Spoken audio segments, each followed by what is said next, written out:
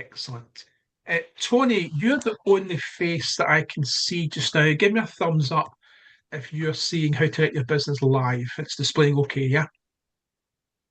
Excellent. So, welcome to How to Wreck Your Business live. And what I'm going to share with you is the amazing highs and the hull crushing lows and potentially mistakes that you don't know you're making. Now, when asked what you were looking to get out of tonight, um, somebody put in, you don't know what you don't know. And there's a huge element of that. And I use Mark Twain's quote quite a lot because I think it sums up business, and it certainly sums up me back in the ink shop days, which is what the business is called. And Mark Twain said, "It's not what you don't know that gets you into trouble. It's what you know for sure that just ain't so." And when I heard that, I thought, shit, man, that is absolutely me. Because back in the day, I was utterly convinced that I was doing everything right. Utterly convinced, right?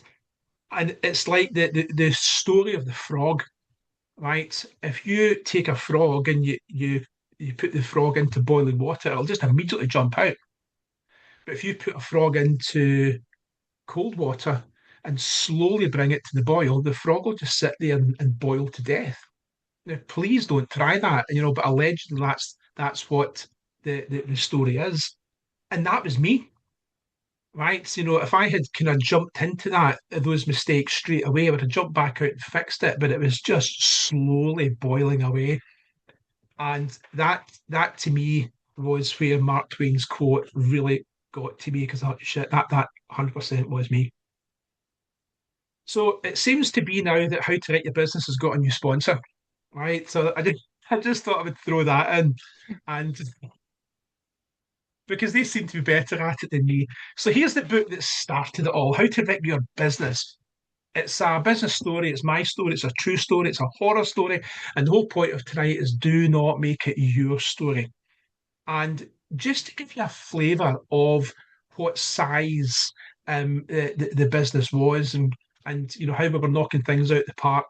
The ink shop went on to become the largest chain of independent print centres in the country. We had 12 print centres all around the country, Scotland, and the profits, the print industry. Yeah, at that time, I would say it was probably at its peak, right? Because the internet had not caught on really. Facebook was very in its embryonic stages, um, and websites were probably more of a help than a competition at this point. So everything was going well at this point, and we were punching way way above our weight, way above our weight, and we were making net profits higher than a lot of our competitors weren't making gross. We were doing just under 30% net profit. The UK average right now is 8.2, right? 8.2% net profit. And we were doing just under 30% net at its peak, right? And I refer to the illusion of wealth. It's all covered in the book. The illusion of wealth. And the illusion of wealth is the helicopters and the big house and whatnot, right? And I go to great pains to tell people that they're just things. They're just not meaningless. Would I buy another Aston Martin? Yeah, but it was that was the profits and the lifestyle that business was generating, but under the surface, always not good. So for an outsider looking into that business, it looked phenomenal, right? But there was a lot of cracks under the surface. And that's what we're going to cover tonight. So there were incredible highs. So I'll share with you some of the stuff that we did that got that business punching way above its weight to make it the leaders in the country. But I'm also guessing that what a lot of you are interested in is the hull crushing lows. And I'll share with you the mistakes. And actually, you'll start to see how they're linked, right? I went from being the business's biggest asset to becoming its biggest liability. And I didn't know. I didn't see it, right? And then that business failed. It's literally its 20th birthday. And I didn't know that. It was the administrators that pointed that out to me. Thanks very much, guys. They actually said, "Yeah, you realise we're just on the company's house, bits and pieces. It's actually the business's 20th birthday today." And I think I made some sarcastic comment about it and buying a cake. But a business, when you look at the success rate for businesses, it's horrible, it's horrific. 80% of businesses fail in the first 5 years. And of the 20% that survive, 80% of them fail in the next 5 years. So if you've got 100 businesses starting today, the 10-year reunion, you could potentially hold that in a phone box. And I got this business to the 10 and on to the 20 and still blew it, right? So it's completely avoidable. You'll hear me go on about that so many times. It is completely, the mistakes I made were completely avoidable. And each of the mistakes that I made in isolation would have been nothing more than maybe an inconvenience, a blip in the P&L. But it was the collective, it was the perfect storm. And also to let myself off the hook a little bit, the timing of it couldn't be worse because the thing really started to shift in 2008, right? And those of you of a particular age would nod your head going, shit, I remember that. And we had just committed to a fairly substantial investment package to take the business up to 5 million, which involved another £1 million printing press. Yes, another £1 million printing press. And we just signed the lease for that. And this was back in the day when we go through and phone it through to the office. So he went through to phone the deal through to lock the interest rate. And he came back and says, Stuart, Lehman Brothers have just gone tits up. I went, what's that good to us? Yeah, he said, I think that could have some ramifications. I just thought, Lehman Brothers, what's that got to do with us? And then about a year later, we started to really find out what had to do with us. And that was obviously the timing of where things were going wrong for us. So what you need to do here is kind of score yourself here, right? So I'm going to go through 5 things that we did really well and 5 things that we kind of mucked up on. And I want you to kind of score yourself thinking, you don't need to score it at a 1 to 10. Score yourself thinking, nah, it doesn't apply to me, we're safe.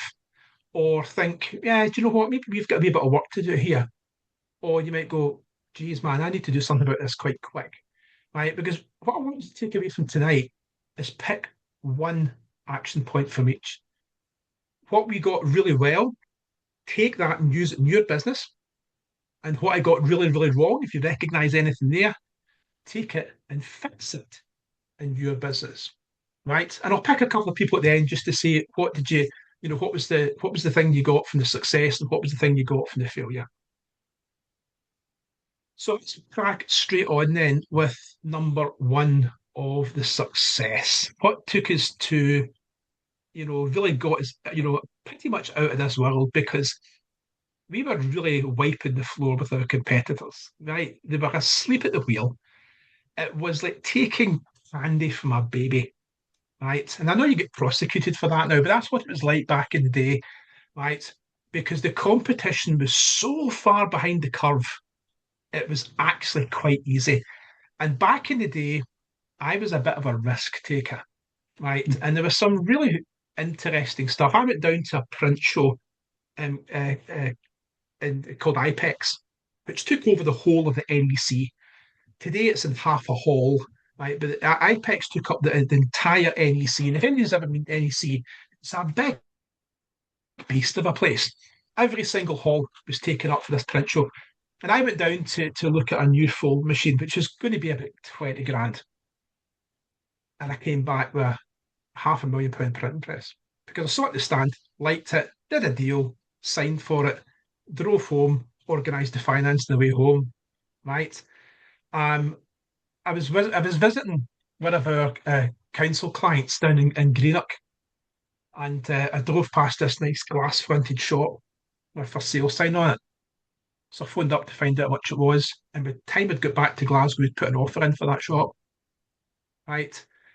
No survey. I hadn't even been in it. It seemed like the thing to do. Nice shop, good location, and we want something down that side of the country. Right. That really drove the business forward. Right. Because there was none of this taking 6, 9 months to make a decision. Right. I was a risk taker. Right. But you'll see that kind of worked a little bit against me. But in the early days, decisions, fast acting, getting shit done. Number two was competitor focus, right? There'll be a lot of people on this call, and I know there's a lot of people on this call, but I won't pick anybody. But you get ludicrously focused on your competitors, right? And I stopped doing that, right? I stopped looking at what the competitors were doing, and I started to look at what they weren't doing. Do not assume that larger competitors are always getting it right. That is very rarely the case, actually, right? Um, and what I restarted to do was look for the gaps in the market, and there was plenty of them. And I built the entire business around those gaps in the market. So what we basically did with the ink shop was brought colour and commercial printing onto the high street. So we basically brought the big printing stuff onto the high street like a call quick pronto print operation, while all the rest of them were tucked away in industrial estates. And if you went in, they grilled at you. And we brought all that onto the high street, right? And then we simplified it. We made it easy for people to do business with us because we were really, really focused on the next part, and that was the customer focus. So the competitor focus at number two was not looking at what the competitors were doing, but looking at what they weren't doing. Look at the low hanging fruit, which they were missing. And every single one of you will be surprised how you can really get a lot of quick wins by doing that. Then it became laser focused on our customers, right?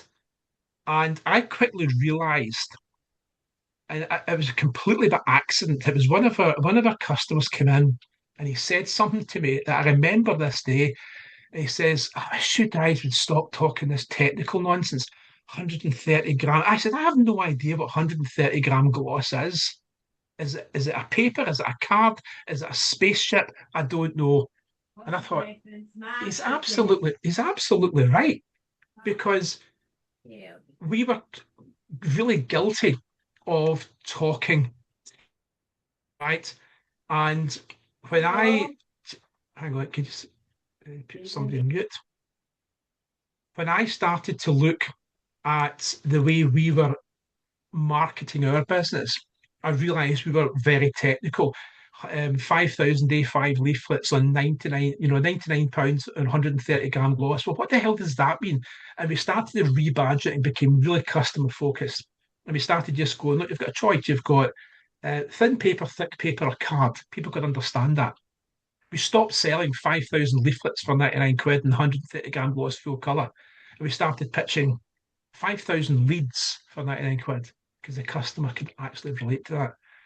But the big thing that really got us with the customer focus and really put the business in the map is we made ourselves super accessible. And that's number four, right?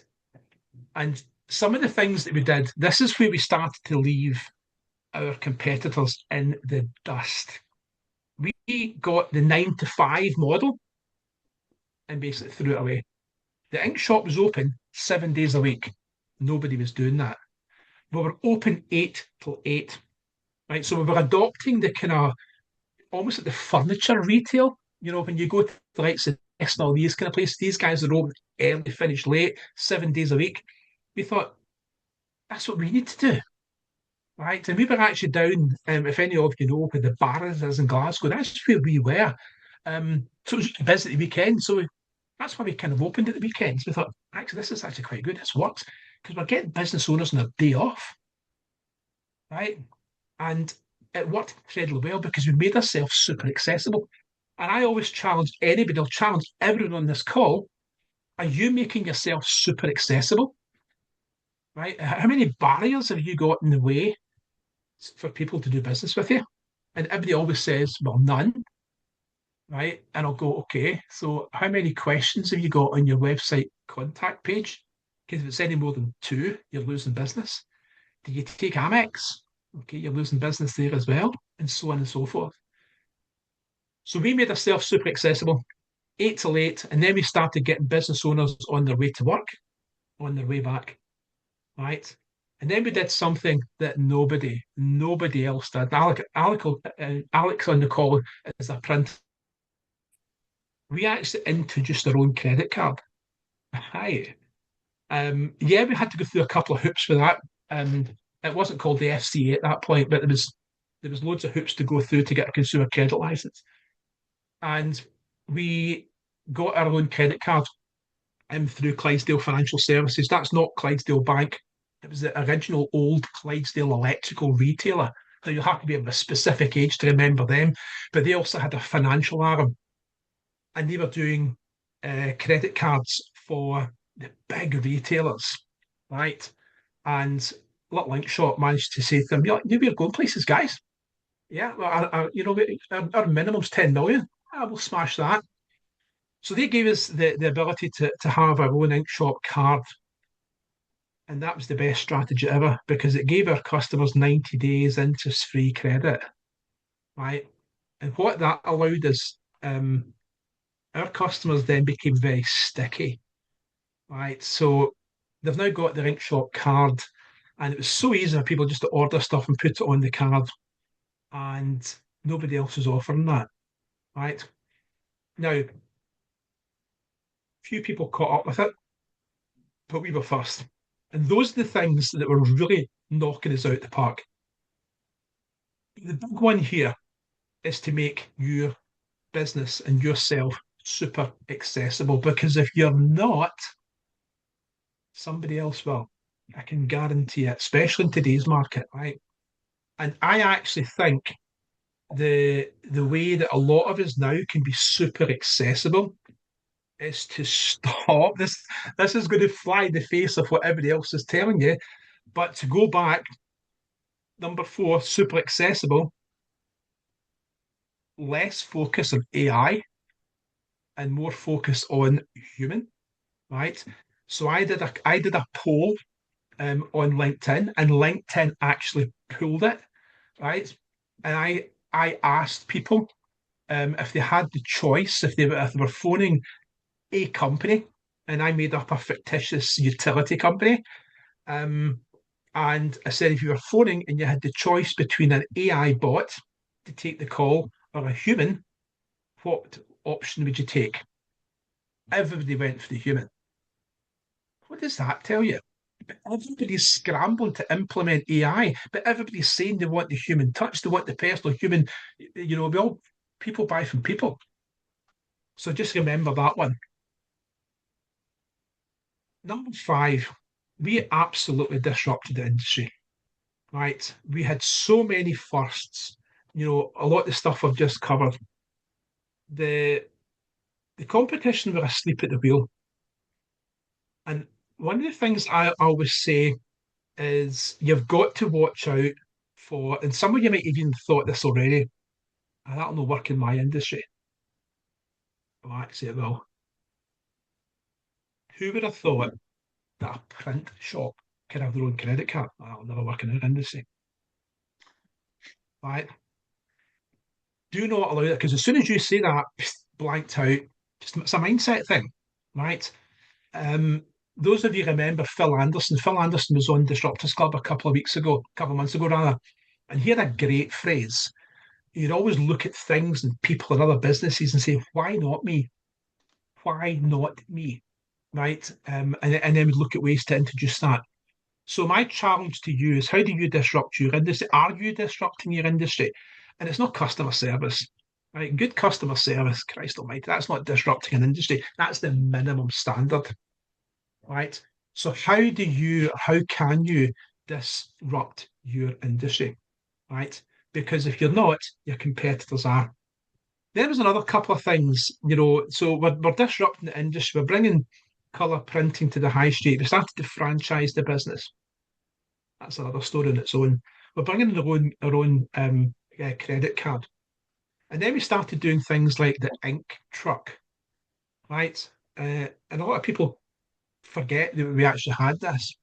So what we actually did, we actually looked around at places that we thought, well, we'd like to have a presence there, but kind of doesn't justify having a shop there at that point.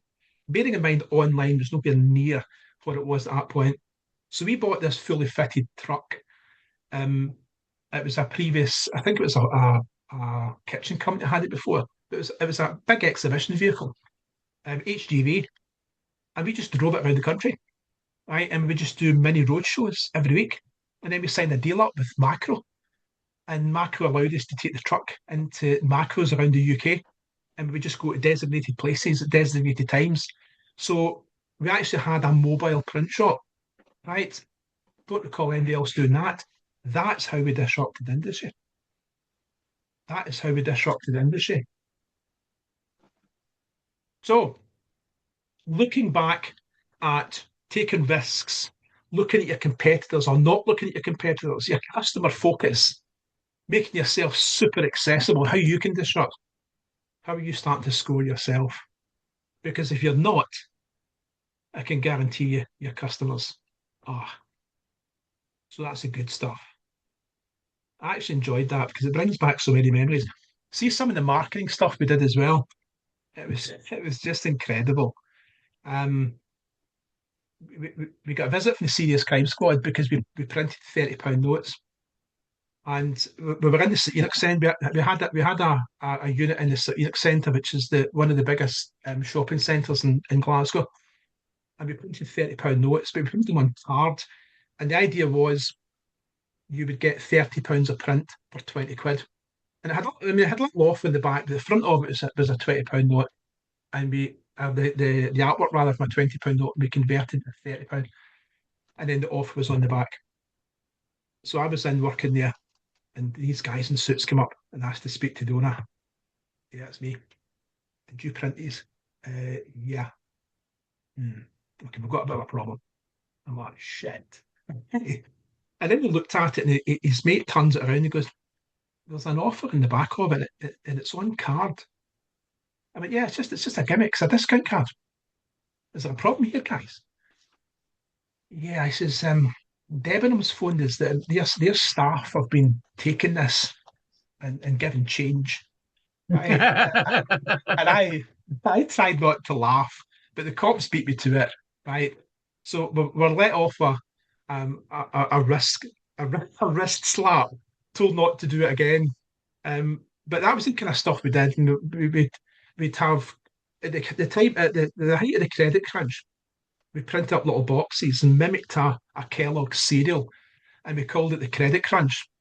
And just add ink shot printing. We put some flyers and some pens and bits and pieces in it, and we used them as flyers, right? And of course, you get into places and you're handing these things over. What's this? It's a leaflet. It's a box. Yeah, but it's a leaflet. And that's using print smart.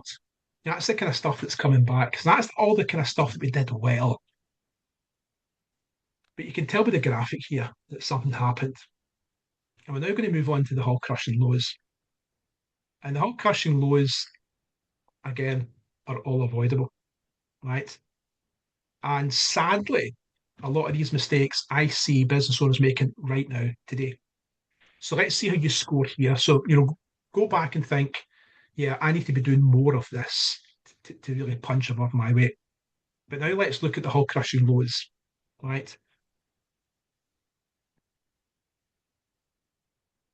But before we start the hull crushing lows, I want to share this with you, what I call the confidence levels,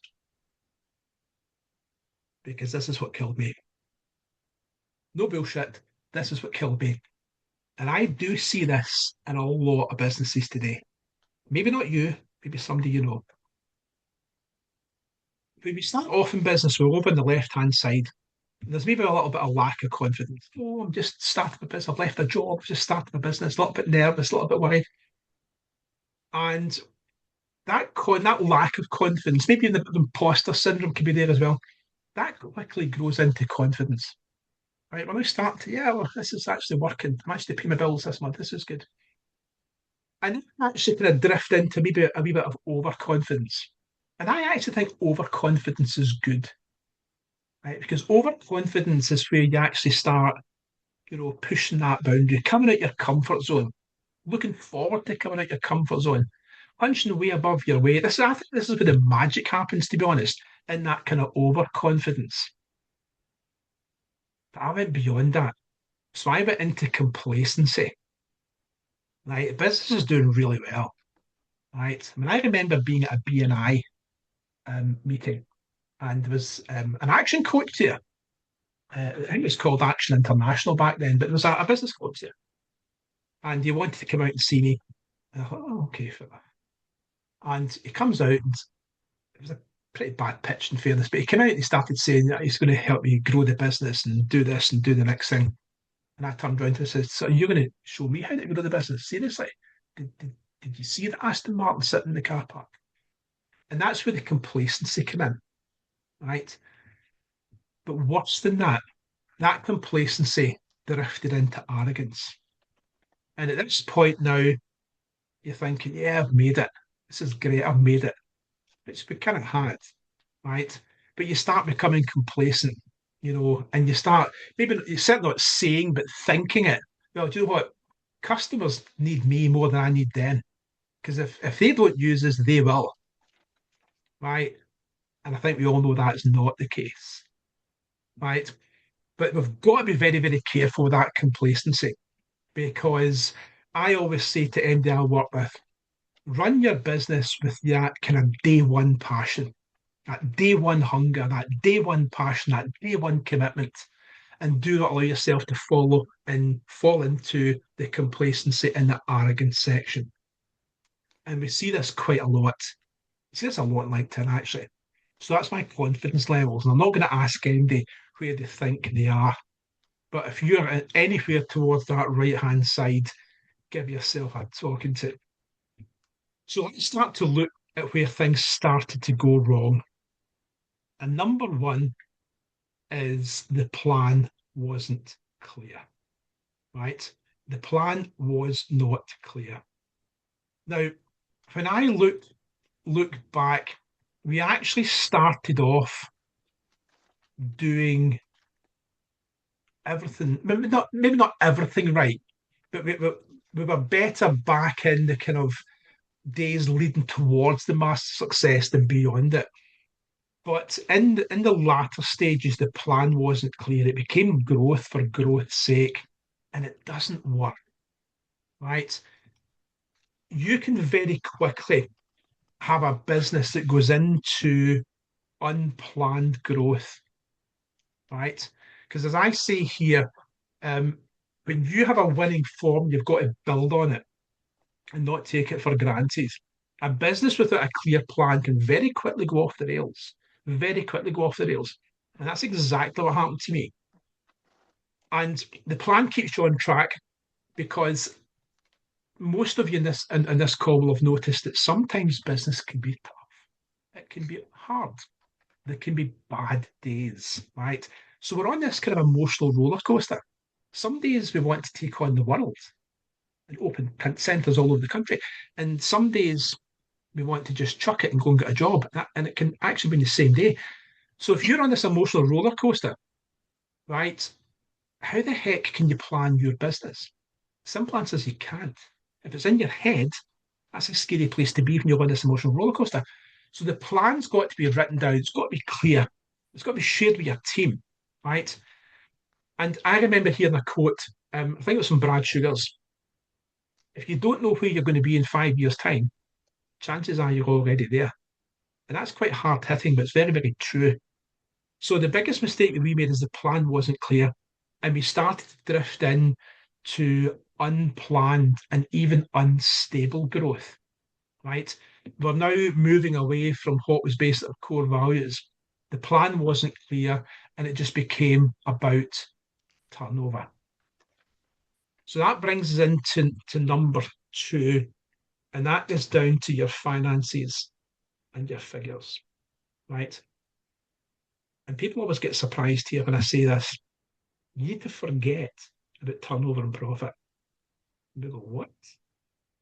weren't expecting that, were you? Forget about turnover and profit.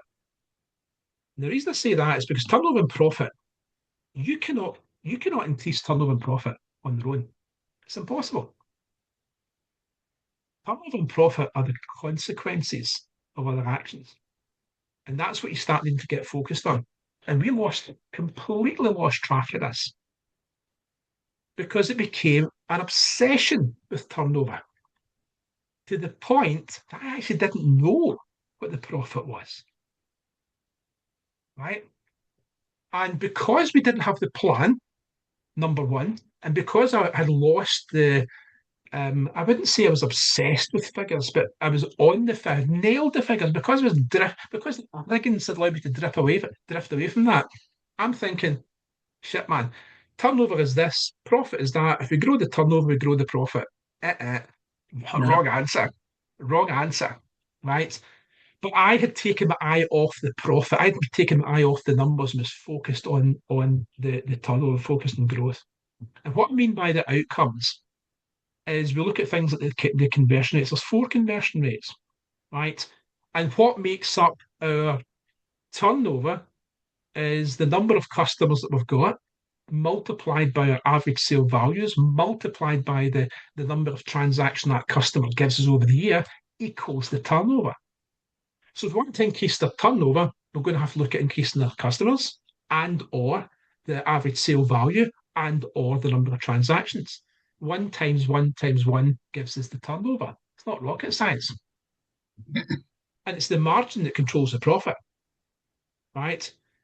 And here's where things went disastrously wrong. Because I was focusing more on the turnover, we grew the business at this point from about 2.6 up to 3.6, a million onto the turnover, right? That was about another 8 staff, right?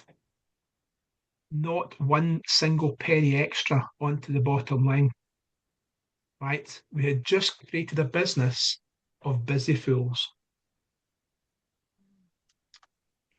Then what happens? It gets worse. You think, shit, how can it get worse? Because you then go into this denial stage. I'll be fine. We're building the business. We'll increase the prices. We're maybe offering things cheaper than we can. We put the prices up for the next order. Well, that doesn't work. If you win a customer on price, you'll lose the customer on price. And it just became a bit of a shit show at this point, to be brutally honest, right? Because the finances and the figures were now starting to get really, really messy, right? And if you are not on top of your figures and you've not got your cash flow forecasts, etc., then you are setting yourself up for potential problems. And I mentioned earlier about the four conversion rates. People go, four conversion rates? It's four conversion rates. It's all your marketing reach. You convert them to become initial inquiries. That's conversion rate number one. Conversion rate number two is taking those initial inquiries to become qualified leads. That's conversion rate number two. And they're all about marketing, nothing to do with the business. So if those two conversion rates are not where they need to be, it's your marketing, it's your marketing message. And we were good at this at the start. Conversion rate number three is those qualified leads to issuing a quote or a proposal. And conversion rate number four is those quotes and proposals turning into sales. And they're nothing to do with marketing because they became that you now know they're qualified leads. So conviction rates 3 and 4 not right. It's not marketing. It's you. It's the business. It's the price. It's the service. It's the quality. It's the standards. It's the business. And that's why you need to know the four conversion rates because there's four levers here that can control your sales basically. Is it marketing? Is it the business? So get obsessed on your finances and figures. I was, we lost it. Number three, quite simply, it's maybe not the most PC of phrases, but became fat and happy. And it's very easy to fall into the fat and happy trap. You think you've made it. The years of hard work are paying off. You're in the top of the tree. So you throttle back. And as Yep. soon as you throttle back, It's in the nuts. you're you're on the slide. And it ain't like a jet. You can throttle forward again, terrain, pull up, terrain, pull up. It doesn't work in business, right? It's so difficult to throttle back up again. You're on that slide, and that slide happens very, very quick. And that's why I always reiterate your business needs to run on day one passion every day. Every day, right? Day one passion. Now, I know that's not realistic, but you know where I'm going with this, right? You've got to avoid this. If you're doing right, we can afford to throttle back. No, you can't. The marketing never stops. I had this conversation about 20 minutes ago. Well, more than that, an hour and 20 minutes ago with a client. I'm really, really busy, so I'm going to scale back in the marketing. No, you're not, right? Because when you're crazy busy, the marketing keeps going. Because you ain't marketing for today, you're marketing for tomorrow. So do not get fat and happy, because I did, literally. Okay. And paid a massive price for that. Right. And here's the thing, right? And when I look back on it, this is probably one of the areas where I really do kick myself, because it was easy to look back at the big house and the Aston Martin, and there was a helicopter there as well, and let the ego take over. Because I did. Yeah, we've been it. The man. Now, the problem is, and I didn't see this, right, but it was happening, is you've got it, and you've got this as well, at least 10 of your younger self watching what you're doing with ambitious and envious eyes, and slowly but surely drawing their plans against us, more of the world's. And that's why you need that day one ambition, day one passion. Because if you don't have it, your competitors will. And I think that is probably more relevant now than it's ever been. Right. You know, if you think about your business as a Formula One team, right? If a Formula One team stops for a minute, they're out the game. They've went from pole to like number 42, right?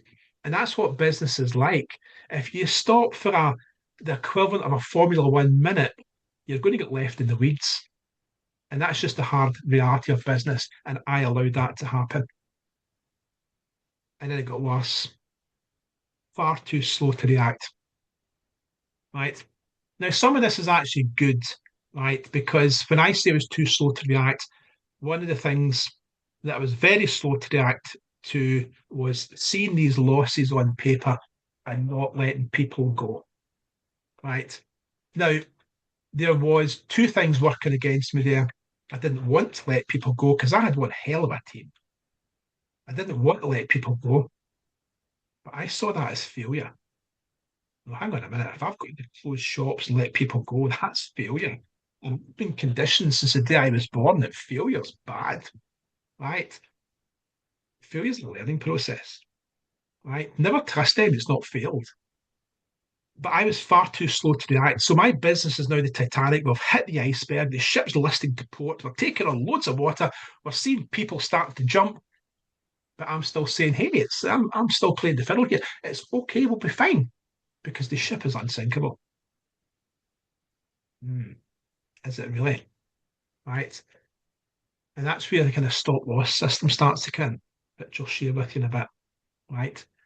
The stop loss system is where you start to put things in place. This is your DEFCON 1 moment. And I've done this with a couple of business owners. If the profits drop below this, we take this action. If the turnover drops below this, we take that action. And you do that in the cool light of day. The stop loss system is end that works the stock market will know what the stop loss system is. You buy shares and you have a stop loss system. So if the share ever drops below a certain level, you ditch it, you drop it, and you stop the losses.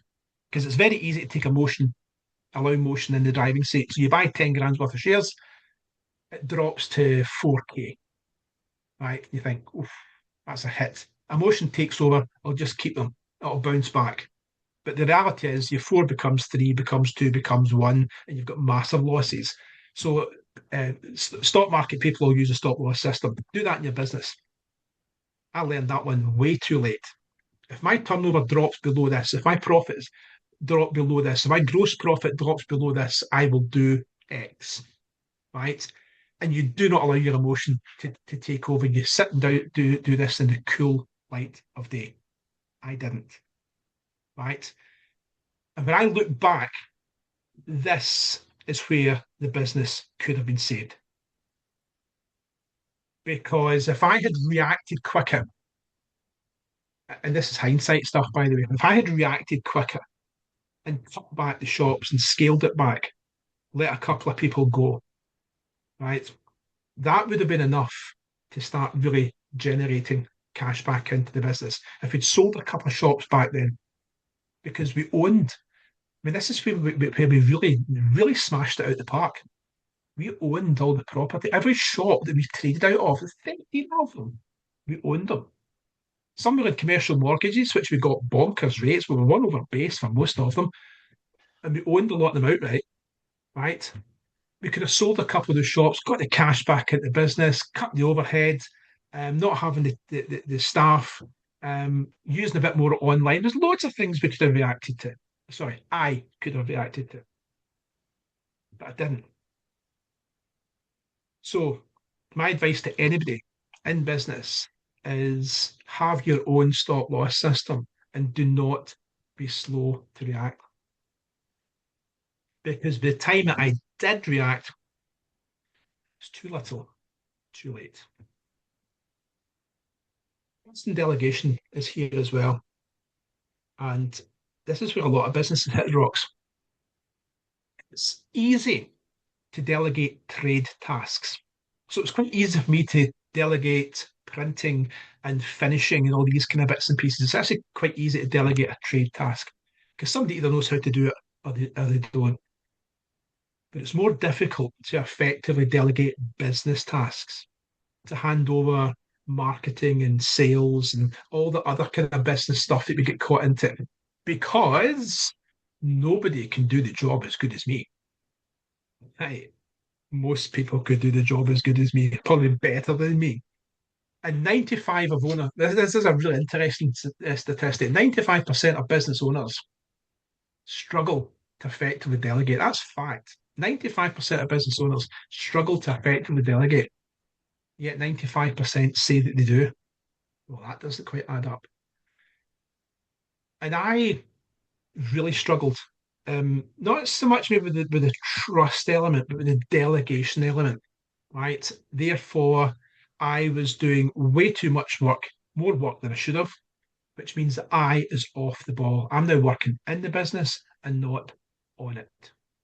I know Royce is on this call. The analogy he uses, I love, is the ship. So we're going to come out of the submarine, we're going to go up on the surface, and we're in a ship. And if you're down the wheelhouse, working in the engine and making sure everything's all, working properly, that's you working in the business. You need to get up into the wheelhouse to steer the ship because there's icebergs out there, and that's you working on it, right? And I was getting dragged far too much back into working in the business, right? So I'm probably costing this business 400 or 500 quid an hour, right? I'm a 400 to 500 pound an hour liability to this business now, right? And I'm in the print room doing 20 quid an hour stuff instead of out with the all this creative and innovative marketing is now out the window because I'm now working in the business. And because we're on the slide, stressed to the eyeballs, right? And it's just ever decreasing circles at this point, right? And when things get to that point and you decide, fuck it, I've had enough, right? And the bank are putting under pressure and the bank won't release the standard security in your property because they know they're safe, right? You just want the pain to go away. That business was totally salvageable. So the mistakes that I made were all avoidable, but the business was totally salvageable. Didn't want it salvaged. I wanted the pain taken away. And let me tell you, I've lived with that mistake every day for the rest of my life. That was in 2013. So trust and delegation is absolutely vital because if you're not delegating to your team effectively, who's doing the job you are? It's not a business you've got, it's not a job, right? And this was something that I drifted into. I was very good at not getting involved in the day-to-day stuff of the business, right? But I allowed myself to get dragged back in, right? So effective delegation and trusting your team. And if you can't trust your team, this sounds really brutal, but if you can't trust the team, you need to change the team because your business is at risk. So that's number five. So I've now covered five things that we did well. Now covered five things that we kind of didn't do. So I'm seeing the we again. Me, moi. I, I didn't do well. So start to think now which one area you can improve on each. What am I saying in the success stage? If you like, you think, yeah, God, we could do more and better there. And what are you looking at in the hull crushing side of things and go, yeah, we've got to be really careful here. Because the big difference is this: the first five, well, those changes are all for improvement and growing and scaling. The second five, that can be a difference between survival and not. So make sure you commit to the action. So that's pretty much it. So what I do now is basically work with business owners to make sure they don't make the same mistakes. I share the highs, I share the lows, and I show you where the landmines are buried because there's quite a few of them out there. And if you can relate to what we've been discussing, take action.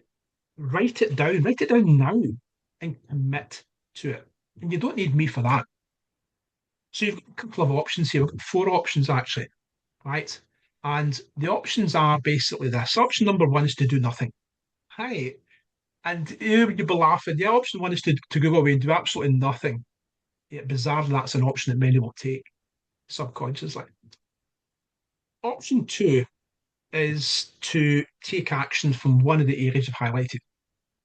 Because anything that you do tomorrow that you didn't do today is 100% more you did yesterday. So, in other words, anything you start to do, start to move the needle in the right direction. One thing that we've got to be careful of in business is what I call the current state and the desired state. So, where we are today is the current state, and we could be happy with it, we could be deeply unhappy with it. It doesn't matter, it's where we are. That is the current state.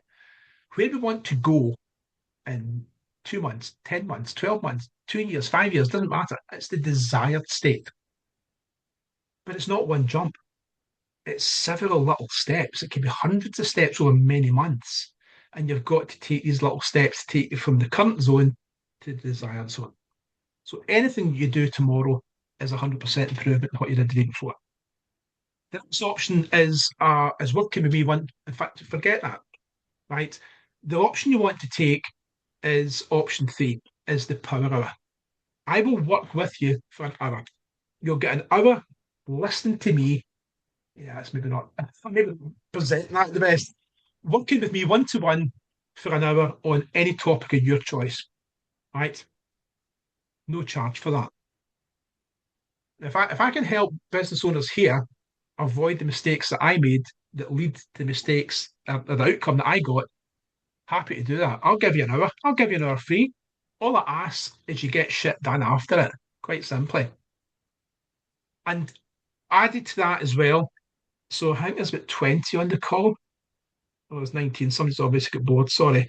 There's 20 on the call.